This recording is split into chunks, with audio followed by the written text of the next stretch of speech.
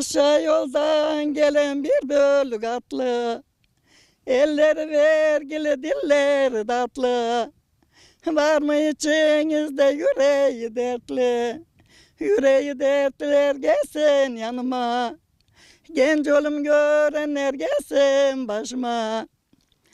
Aşağıdan gelen atlı, kilimleri de katlı katlı.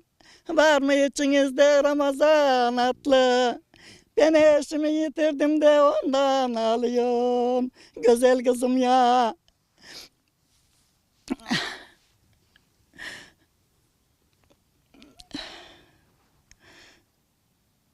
Aşağının develeri geç gelir.